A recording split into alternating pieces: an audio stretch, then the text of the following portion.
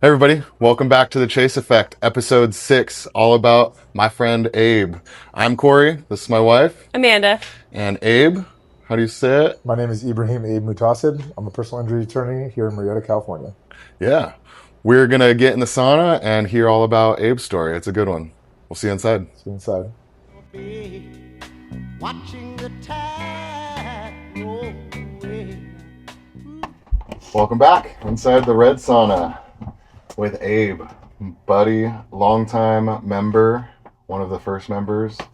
I instantly knew that he was going to fit in here because he got out soaking wet with sweat, beet red, sat on the floor and goes, "This is extreme." And I like doing extreme stuff. I was like, "You'll fit right in."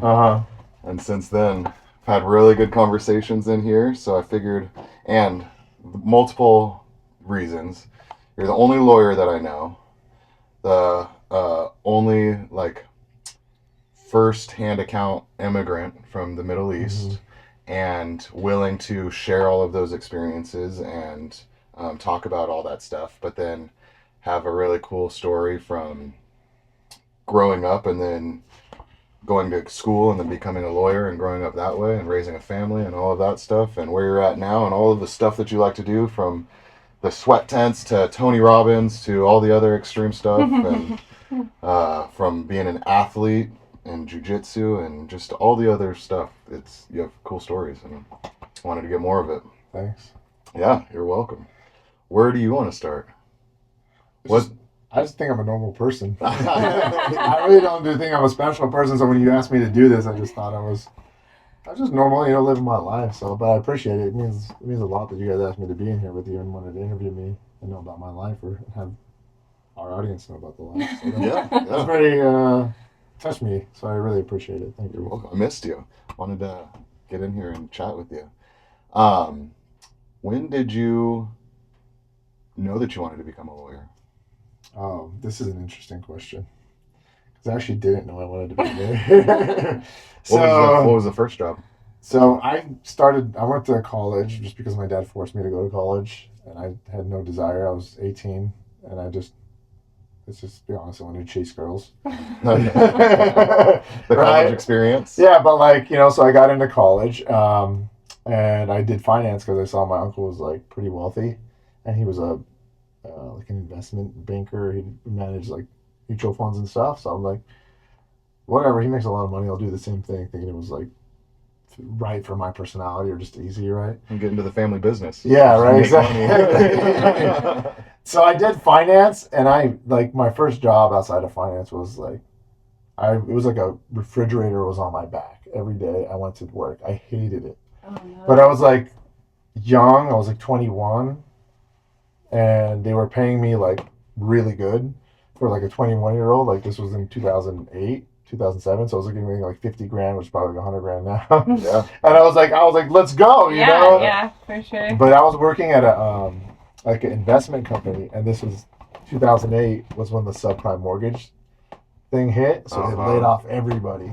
Including you? I remember the day they laid me off because I was so happy. I was so happy that they let me go. I was like, oh my God, finally. Because you wouldn't have made that jump otherwise. The money was too good. Yeah. There's a recurring theme here. Yeah, exactly. So then I got really into mixed martial arts for a few years. And then, so how I became a lawyer is actually, we have to go forward and go backwards, right? So I got into mixed martial arts. I was training jiu-jitsu all day long. I'd be at the gym. Yeah, I was at the gym at 10 a.m. and I would leave till 9 o'clock. I was doing the morning classes, the professional classes, I was teaching the kids jiu-jitsu classes, and I would do the night classes. So literally my life was jiu-jitsu, and it was perfect because that's when they were giving out so much unemployment that I could just chill. Yeah, I had the best life. Okay, I'm married now, so I'm not going to talk about the other things, but basically I just partied and trained and got jacked and had a good time for 2 years. Yeah, Nice. it was amazing. Yeah. I was looking for jobs at the same time too. So. Yeah, disclaimer. Yeah. That's funny. But then I was I can't do this forever. I don't think I really want to do mixed martial arts forever. At least jiu-jitsu was there, but I didn't think anything of it. So I was what am I going to do? So we got our back. We rewind. So when we first moved out to Brietta, we'd jump houses from like for 6 months here. We'd live here because my dad's like we rent a bunch of houses. So we'd live here for a year. But we moved in this one house, and our next door neighbor, she was this old Italian lady. Or we would call her. Her name was Kathy. Her name was Noni, I guess, is Italian, and grandma in Italian. Yeah. So we call her Noni. She was our Noni, right? She became like I love our adopted grandma, and she was pseudo-psychic. Okay. So like one day it was like Christmas, or we had a bunch of people over at our house. She just starts reading everyone's fortune. She's be like, "You're gonna do this, or you're gonna do that," and like some people, she like everything was spot on. Whoever she talked about was spot on. it. So she comes to me, and I'm like, "What's gonna happen?" Right? She's like, "Oh, you're gonna be a lawyer. You're gonna have a great life." Right? Like that's what she told me. So like after fast forward 20 years later, when I was like, "What am I gonna do with my life?" And I was like, she told me to go to law school. So I'm gonna try to get into law school. I'll try for a semester, and if I like it, I stay. If I don't, what's 6 months of my life, you know? And that's how I became a lawyer. Oh my Did gosh, she how planted wild. Yeah. She Literally, planted that seed she a long planted time the seed. ago. So it's, I don't know if it's the psychics, like God, like so. I believe God sent her to plant the seed because maybe she knew I needed just any direction, and God spoke to her to give it to me. I don't know, but I know God wasn't involved because obviously I'm thriving. But like, I don't know. And going to Tony Robbins made me realize everything is connected. But that God talked to me then, so I could be here now. I really 100% believe that. I don't know if it's like also there's like the thing of like, did the psychic guide my life, or was it just God talking to her, kind of like helping her out? So I kind of contemplate were about you? that. I was like 6 or 7. No, I was like 8 or 9. Young. I was 8 or 9. Yeah. No, I was in junior high. Yeah, I was in junior high. I was 11 years old Okay. because I just like started getting my man parts, and I didn't feel like I could talk to my parents. So I would talk to her and be like, "Hey, Noni, you know, like, you get these urges. Am I supposed to do anything about it?" She's like, "Yeah, just don't do it too much." And I'm like, she was really cool. Yeah. Oh. Yeah. I thought you were gonna say when we were taking us back. Oh, the MMA. Didn't know I was gonna be a lawyer. Started the MMA stuff and like broke somebody's arm, and then they sued me. No. And I knew from that point on that I was gonna be able to defend myself. in Yeah, the so courtroom, like, too. but no, jujitsu played a big like role in my life because before jujitsu, I was very lost. Like I was getting drunk all the time because I didn't like who I was, so I was hiding it behind the alcohol. But then the jujitsu gave me discipline, purpose, and like motivation, like 100%. I like love jujitsu, and I think a lot of people have an affinity for it because it allows you to learn and grow, and like it gives you like a calmness where it's like when you're training jujitsu, you have to be there. I can't be thinking about my bills. I can't be thinking about Right. my clients. I have to be all in because if I mess up, guess what? My arm's broken or my knee. This guy takes me Right, down this past guy's my knee. choking me out, So, yeah. So when I told you I like extreme stuff, that's probably why I like jujitsu so much because I had to be physically, like mentally there, all in. Yeah. And you're a psycho addict. Once something once gets I'm its in, I'm hooks in, in, yeah. you're in 100%. Yeah. That's one of the things that I like about you coming in here. It reminded me That's 'cause of that's Chayse you. when you were sitting in there, dude, or when you were sitting on the ground. And you're like, "Yeah, I like doing extreme shit," and I was like, "You fit in perfect." Uh-huh. That sounded just like something Chayse would say, and dude, since then. And I tell people, I'm like, yeah, one of these crazy customers, they want to bring a snorkel in. And I tell them all the It's time. the first thing we said when we blew up the party plane. We're like, Abe could snorkel. Yeah, like, you can swim around and snorkel on It's this big thing. enough. Oh yeah, You I could saw chill that. there forever. Yeah, you could totally spread out. Oh Big yeah. party plunge. Oh yeah. It's cool. You could stay in there for 20 minutes underwater. Oh. So, it's one thing to go, okay, I'm going to be a lawyer, but then going through and actually pursuing it and sticking with it, because I'm sure it wasn't easy, right? Like setting the bar and passing the bar and all of that standard. And Surprisingly, honestly, like I don't mean to be cocky, but like passing the bar wasn't that hard for me because I just told myself that I'm just gonna do it once, and I went all in for like 3 months. I locked myself in a room, and there's like the state bar literally gives you exactly all the information, like all the laws they can test you on. They Okay. give you everything. And I remember the first day of the bar prep course, the lady's like, I only know one person who's ever memorized this whole book. And then I took it, I was like, all right, challenge accepted. So I memorized the whole book. That way, if anything came on that test, they couldn't mess with me.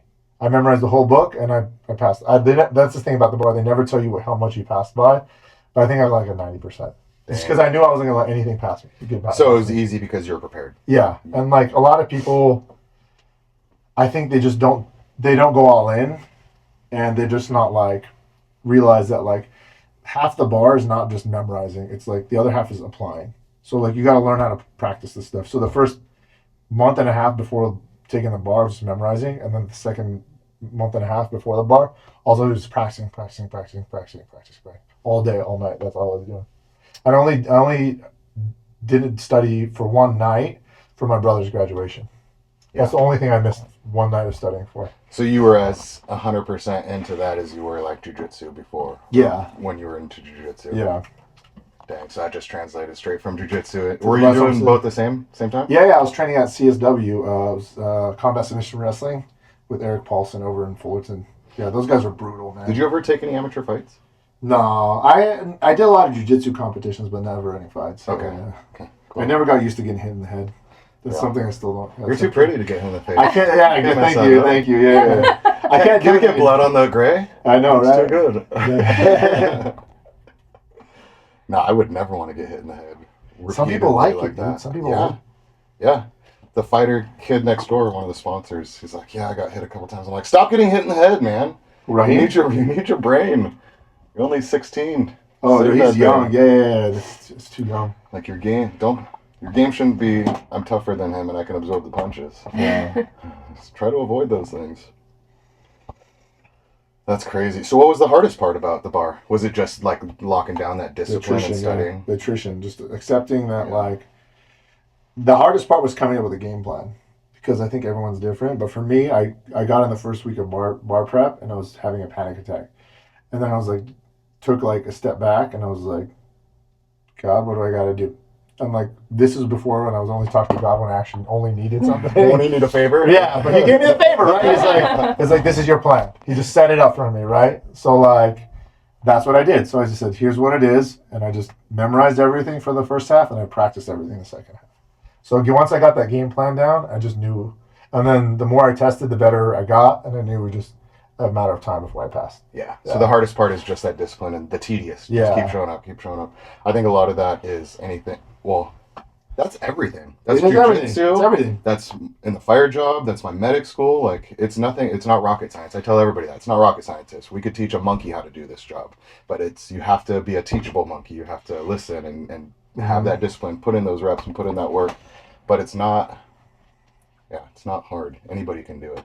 Like, I don't mean to talk smack on some of my law school classmates, but some of these people were not the most intelligent people, and they passed the first time. And they're still lawyers? Versus, like, other people who are, like, hyper-intelligent, they weren't able to pass.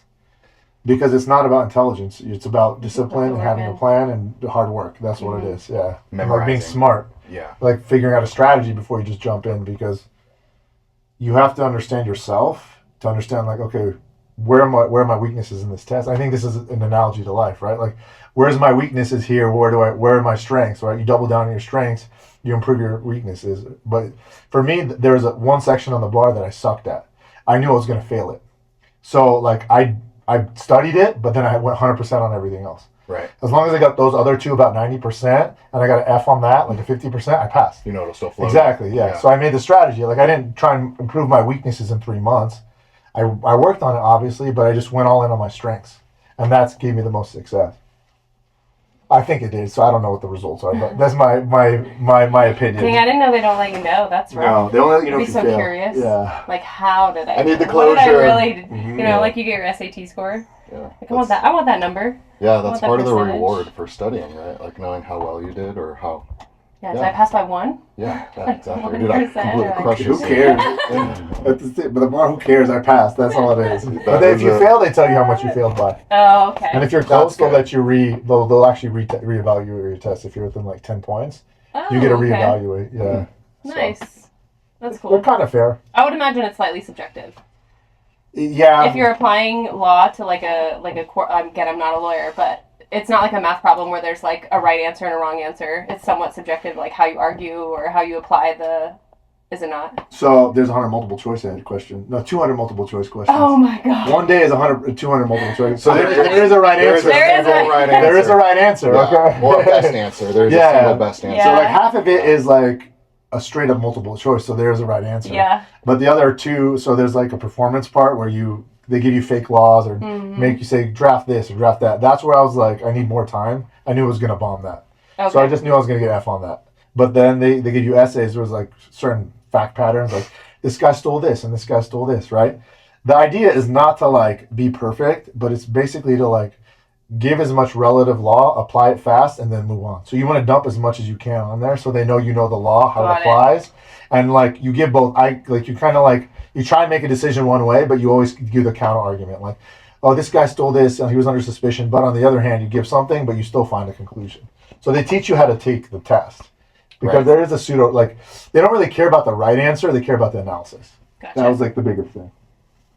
Yeah. No, that takes a lot to go into it with the strategy of I need to be able to recognize my faults. That way I can double down on the strengths that I have and be able to recognize your faults. No, that's something that takes some external reflection. Yeah. I'm sure you got a bunch of that at Tony Robbins. I want to hear about that. Let's do that in the big sauna. Okay, yeah, that was a beast. Tony Robbins. Want to talk about it? We can start now. Or we can do it over there when you want to switch out. Yeah, let's switch out. We'll hear about it. Okay, yeah. Uninterrupted.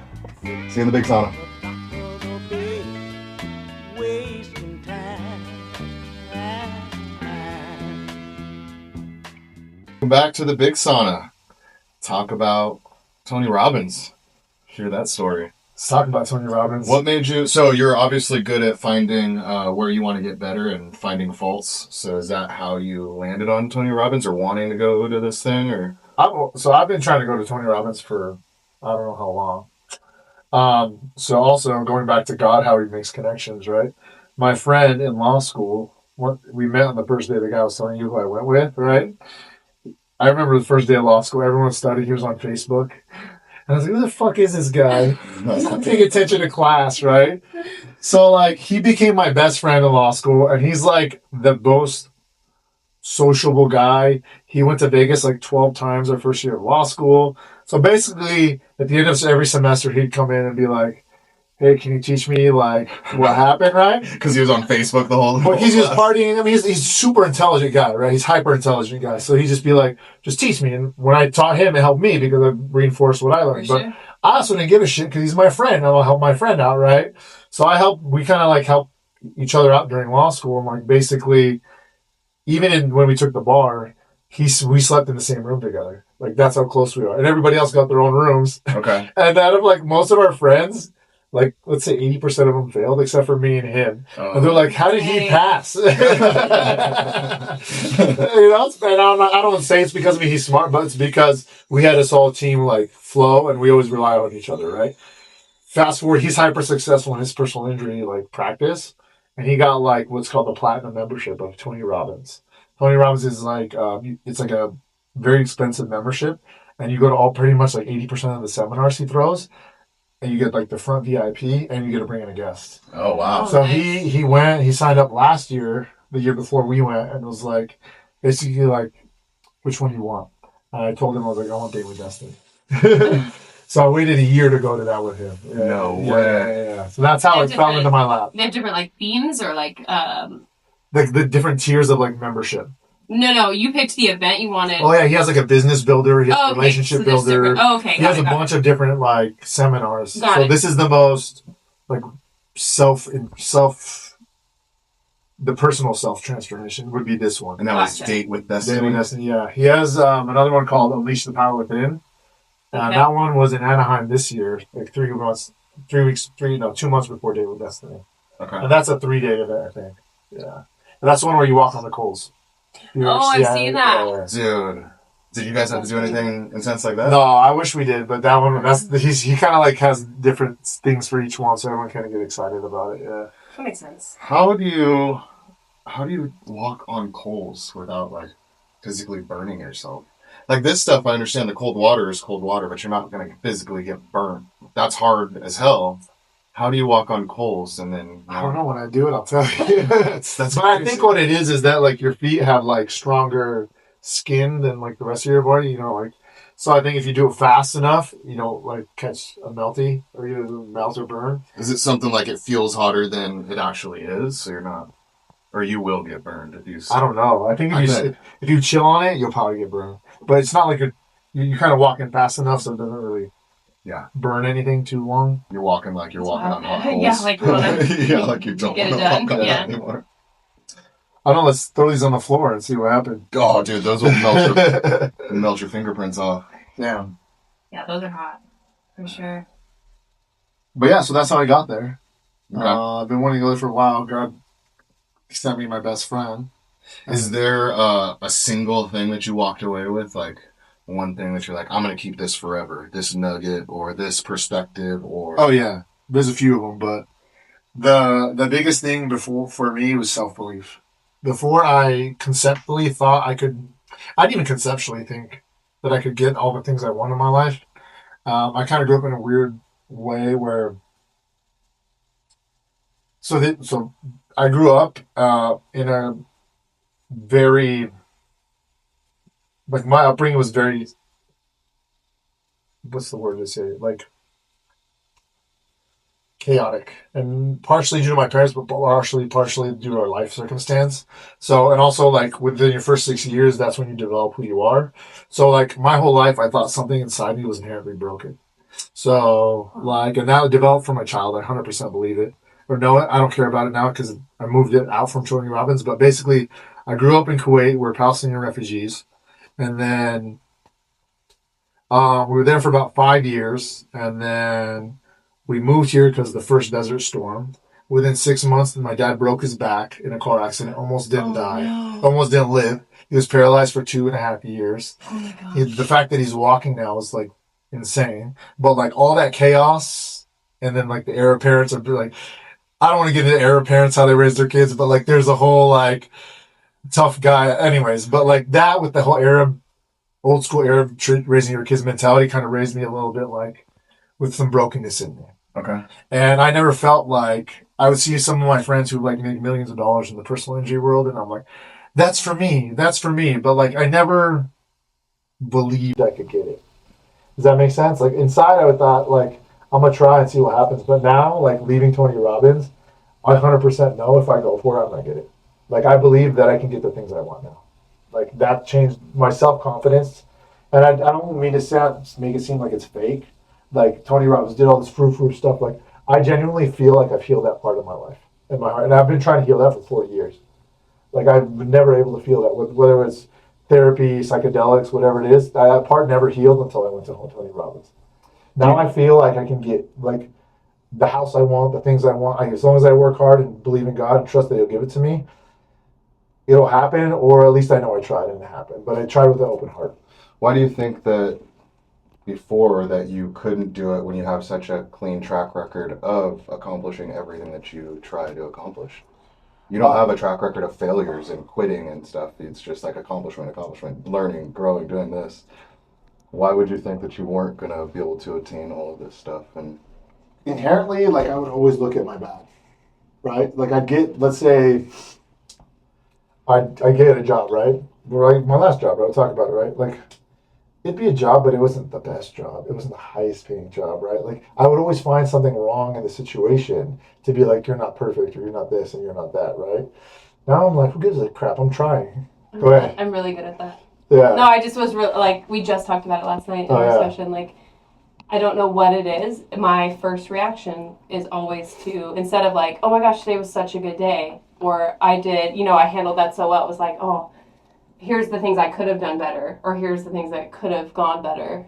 I don't know what it is, but that's the first thing. So I'm trying to rewire. it's so powerful if you use it the correct way, because the only way that you're going to get better is by recognizing your flaws, by recognizing your weaknesses, to go to Tony Robbins, to do all of those things. But we can't live in this world where we're constantly, as soon as you think about the day, as soon as you think about the day, the best case scenario would be to be able to switch and be able to, or list all of those things and then acknowledge, oh, yep, I'll do better next time, but then these are all of the good things.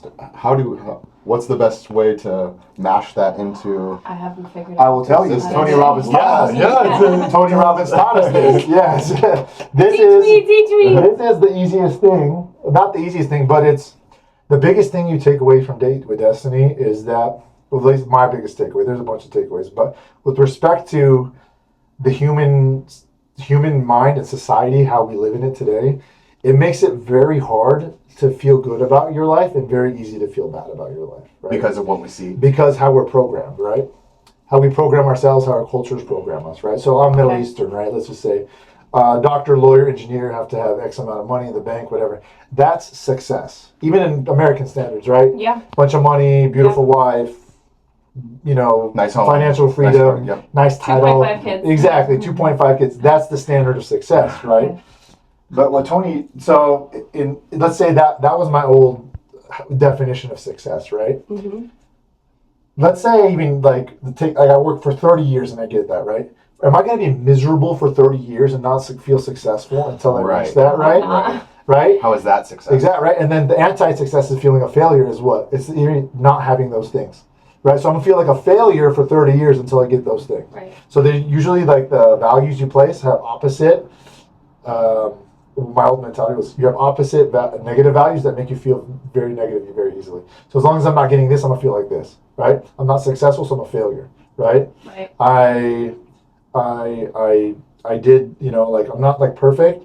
So now I'm inherently, Not worthy. my self-worth is gone, right? I have no self-esteem, right? Because I messed up small this, right? So they kind of he teaches you that, like, this is going to be the inverse and you're going to feel way negative. People tend to feel negative because not getting that gets them to feel this very fast, right? So he makes you look at all your values, which is like success is a value, love is a value, you know, religion's a value, whatever it is, and he makes you make it so easy to feel that way that you can't help but not feel successful all day long, right? So like my old success was paying off my debt, all my family's houses, buy a house, this car, that car, my successful law firm. Now my definition of success is I woke up and I tried. It's that easy. Right. Well, then you're winning, right? Yeah, it's all within my control, right? It's all within my control, right? Whether you get a client or not get a client, that's out of my control, right? I can influence the situation, but I can't determine the outcome, right? God has all the hand in everything, but what did I do? I woke up, right? So that in order to be successful, you have to be alive.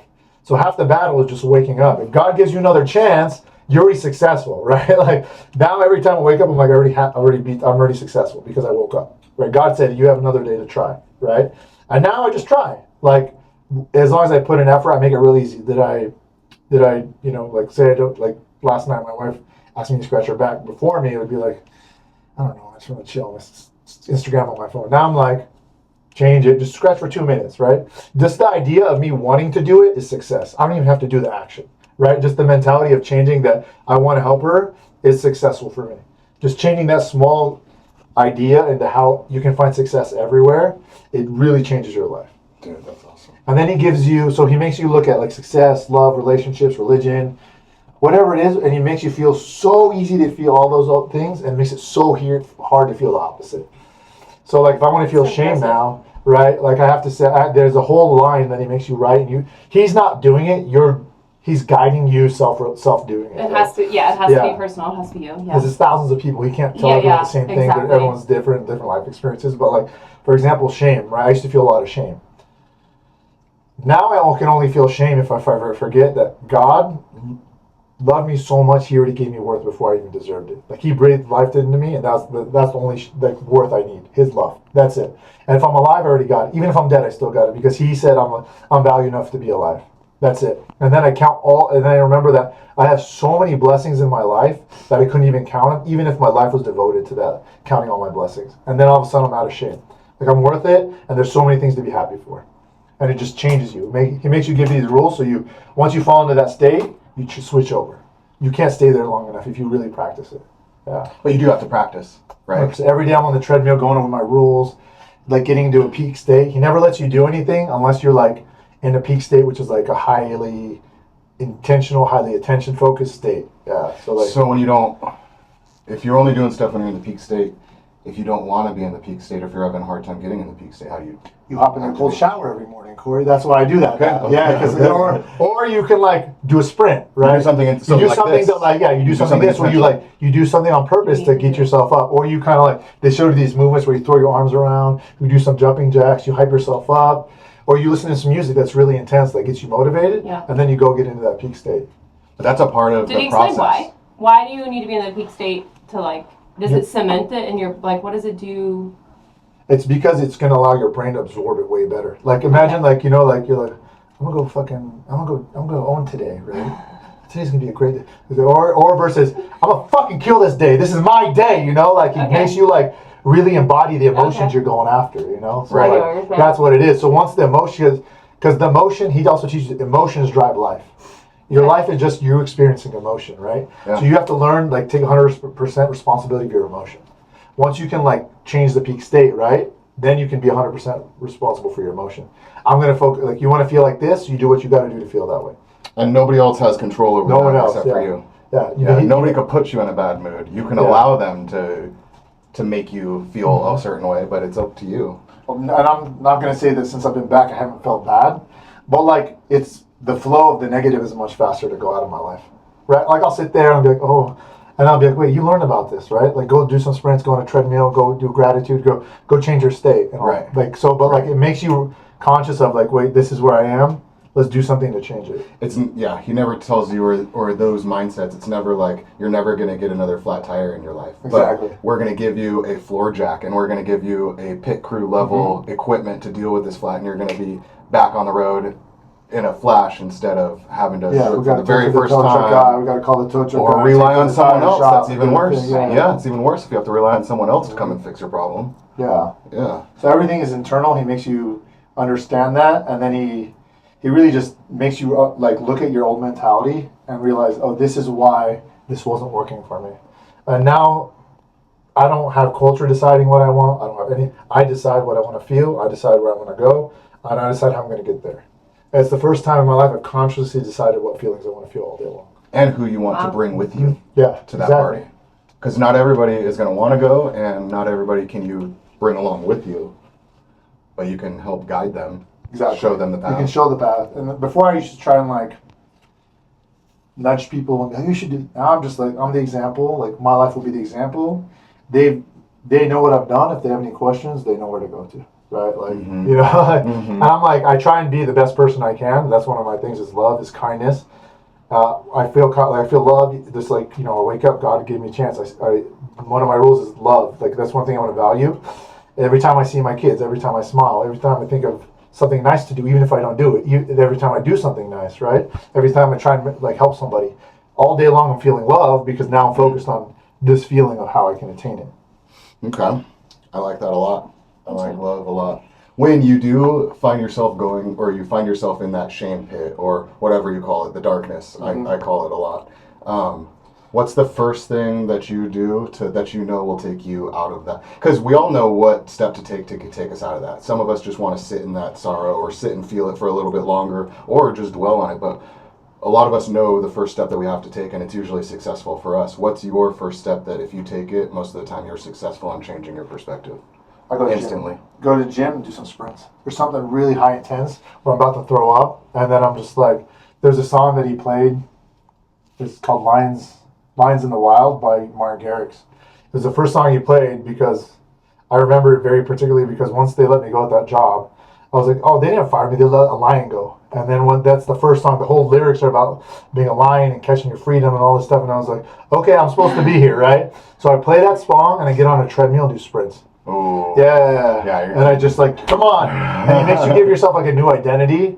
So like, my mom used to call me Bud Home, which is like an endearing name for my name.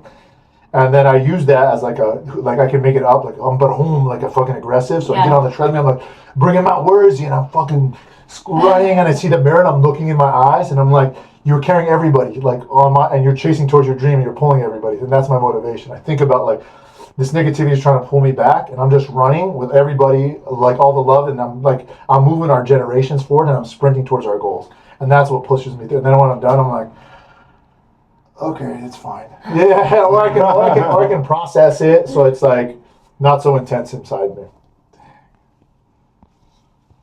That's a good perspective. That's You're impressive. like I'm the impressed. ice-breaking ship of love, just trying to cruise through the Arctic. The biggest thing he teaches you is like, shit's gonna happen to everybody. Right. What meaning you give to it determines whether it's gonna be a happy life or a sad life. I agree. Yeah, that was his biggest thing. He's like, everyone's gone in here's gone through something, and he makes you go back like to your childhood and like traumas, and he makes you be like, Damn. You're revisiting some oh, and then he makes you be like, what did that kid experience so you could be here today? It's not pain. He had to go through that so you could be here. And that's a part of your learning process. Because if maybe some of the stuff in my childhood didn't happen, maybe I'd just be a guy who's okay working at Jack in the Box. Not that there's anything wrong with that. Just working Jack in the Box, getting his paycheck, going home. I'm not like that. But all that stuff that happened to me gave me the reason to get here. So all that pain in my childhood caused me to go towards God and do the self-help stuff and do stuff and end up at Tony Robbins and do the lawyer thing. So he makes you see that like everything happened for a reason, and that gives you meaning because now you can use that to inspire yourself and others. Yeah. Yeah. Dude, I just heard a line on a podcast, and I've told Amanda a couple times, but this guy says, challenges aren't a problem in life, they're a feature. Like if life was a simulation, it's not a bug or a glitch. Those problems aren't a bug or a glitch. They're a feature in life to grow you and make you stronger and better and all of those things. It's the default. But it depends on how you work with it, right? What you do with it, how you get better from it. I think last night's perspective was helpful too. We talked about kind of past choices or like still kind of hanging over you or bringing you shame or making you feel less worthy today because of past. And we were talking to a guest and I think he said his mom told him, she's like, you have to just focus on what you learned from it. It's a learning opportunity, right? So take what you learned from it and then then you forget that. Like you just keep what you learned and you forget the rest. Yeah. That's it. It's not something that you need to carry with you and have that baggage for the rest of your life. It was a learning opportunity. Yeah. Accept it as a learning opportunity and move on. Right. It's hard. Yeah. You ready to move on into the cold plunge? Oh, he's not done yet. I'm not. We can chill for a little bit longer. Oh, yeah, he's not done yet. That's more nuggets for it? Yeah, I don't know. I'm not hot enough yet. Oh my gosh. Good. Abe, you're a crazy man. I'm hot. Give me something. Me? No. Oh. Abe, what else from that? What are some other... Relationship day. Ooh. There's a whole day focused on relationships. Love it. 'Cause you're gonna go back. Well, he teaches you like to integrate because you go home and then if your partner didn't come, it's just like I have all these and we do all these things and and if your partner's not on board, That's very hard. You gotta like ease them in, or some people like had realization they need to get divorced, like Tony Robbins. I bet. Yeah, and like at one point he's like, how many people? He had like 4 or 5 stages of relationship, which is like a number 3 relationship, where there's perfect interdependence and then a lot of passion, right? Like 5 people raise their hands, right? And then there's a level 2, which is like interdependence, but like you guys have a great like team, but there's like maybe not as much passion as there would be in like a number 3 relationship. I raised my hand to that because I think me and my wife have a great team, but on my responsibility, I don't do enough dating, I do enough this, I don't do enough. So before Tony I would Robbins. imagine, again, not going, but that you move through those, Oh yeah. right? As your relationship progresses, you would move in and out of those stages. So then there's the other relationship where it's like we need to decide if we're going to stay together, Gotcha. and then there's the other part where it's like we got to break up. Yeah, it's Yeah. time. Or there's a 0 where you're not in a Oh, relationship. so maybe not those stages. Yeah. So like it just depends on where you're at, right? So like I was in the level 2 where I have a great relationship, but my desire to like date and court my wife stopped when our kids came. So then that was a very big realization for me, right? Yeah. So the biggest thing was that like a lot of people like I think most of the crew, because they're very good at self-help, they had decent relationships but not great relationships. So it was like dating your wife more, or your husband, right? We got to go intentionally date, leave the kids at home, right? Don't stop dating your wife. And I heard it countless times before I went to Tony Robbins, but it hit home at Tony Robbins. And maybe it's just because he said, and I'm buying what he's selling, you know. But We're in the peak zone. Yeah, maybe. Changes when you're. I don't in know. the peak Sometimes zone. it takes you a couple times to hear something for it to sink in or resonate. Yeah. The relationship way was big, and then he had a lot of sayings like where your focus goes, energy flows, stuff like that. Okay. And if you're frustrated, you're about to have a breakthrough, which means like if you keep trying something and you're just like want to give up, just keep kind of like going, because that's the frustration is where. That's where it happens. This is where it happens. But one thing he actually really did was really cool is that he would call people And then he'd ask him something like, why do you do this? And they'd go, I don't know. And then he'd go, but if you knew, what would you say? Oh, because you do know. Yeah, because he would like, when you say I don't know, when someone says I don't know, it just shuts down the thought process. Okay. So now whenever I'm like, what am I feeling right now? I'm like, I don't know. I'm like, but if you knew, what would you know? What would it be? What would you feel? Yeah. And then like 30 seconds, a minute later, I'm like, oh, I feel this. Okay. So it allows the thought process to keep going so you can continue the process of whatever you're going through. That was like the biggest nugget I ever, like one of the biggest things I took from it. Because I do that a lot. I don't know. There's no answer. It's fine. But like, it does shut it down though. Yeah, but now I'm like, well, what if you knew? What would be a way to help? If you I'm going to use that on the kids. Yeah. I'm going to steal it. Yeah. For sure. Because I don't know a lot. Yeah. But if you didn't know the answer, I think I don't know a lot, but it also shuts it down. Whereas if you just wait a second and instead of answering, I don't know, and you just wait and think about it for a second, your knee-jerk reaction is I don't know. But as soon as you say that, you're like turning it off and letting somebody else answer for you. Yeah. But if you knew, what would it be? You know, like, and then you ask yourself that, and then all of a sudden, 30 seconds later, you get 15 answers. Yeah. And that was like, oh, for me, because a lot of times I'm like, I'm stuck. Okay, what if you do? What if you did it? And now I'm like, okay, now I'm open to find the ways out and whatever, yeah. I'm hoping to find my way out of this hot box. All right, let's do it. Ready? Ooh, 25. Do it. That's a long one. Let's do it. Looks like nothing's gonna Are you going to stay over there when we Calm start? down. Sure. Okay, let's go. You ready? Yeah. 3, 2, 1. 4 minutes.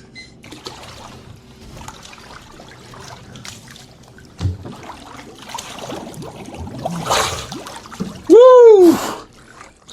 Yeah, buddy. Oh, it's been a little bit since you've been here. How is that? It feels like home. Welcome home.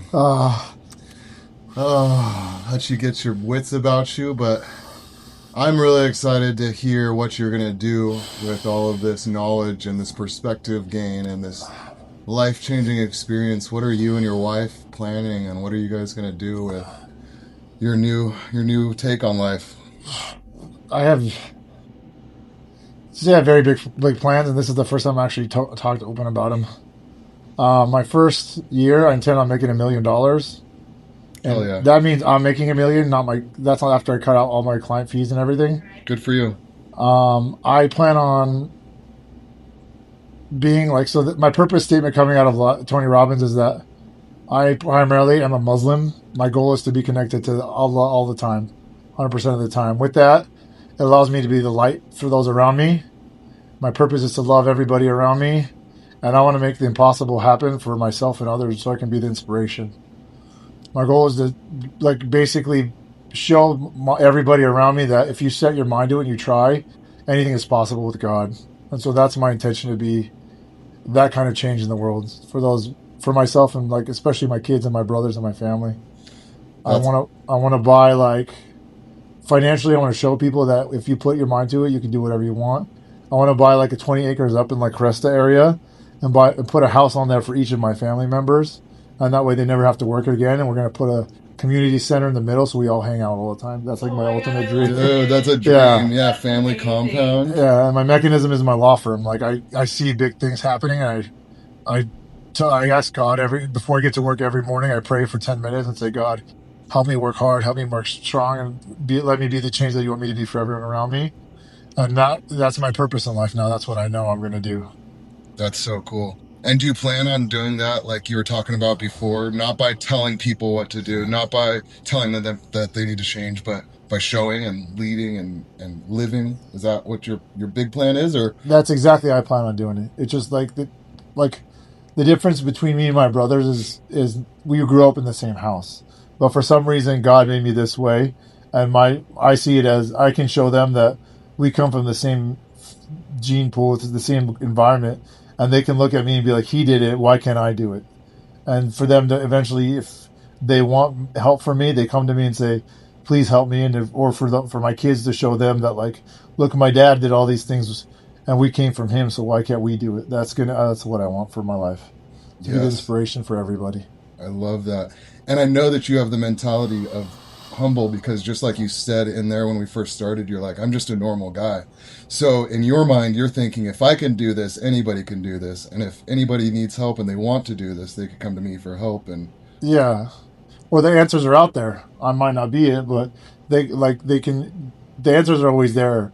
And I think the difference between the reason I succeed is because I look for the answers. I just don't say, oh, something God gave me inside me goes out and speaks outside of me to find it. And there's a saying that like a man, when he tries to find God, he gets lost, but when he finds himself, he finds God. And from by discovering myself, I've realized that God's always everywhere. He's everything, and he put me in like everything in me so I can find him, so that I could be the mechanism to inspire those around me. Dude, looks like it was meant to be. Finish the thought up at that time. Yeah. That was legit. Oh, that was awesome, dude. Great answer, man. Everything still remains the same. I can't do what 10 people tell. Sure. Sick of waiting on Send you. it. We'll just roll it. Thanks for watching episode 6, all about my friend Abe. That was awesome. It was Thoroughly awesome. enjoyed it. Thanks for having me, guys. It was Really a long good one, but it was so stories. good. Every minute of it was so good. It's just the surface. If you need a lawyer, I know a really good accident lawyer. He has an awesome firm. You can find him at Accident Abe everywhere. everywhere. All Easy. handles. Perfect. Instagram, online. Use him. If you need an ethical, good lawyer, come and get him. But that was the Chayse effect. Good conversations, raw, in the saunas, in the cold plunges. It was awesome. Thanks for coming, dude. Thanks for having me. See you guys on the next one. Chase life. Chase life!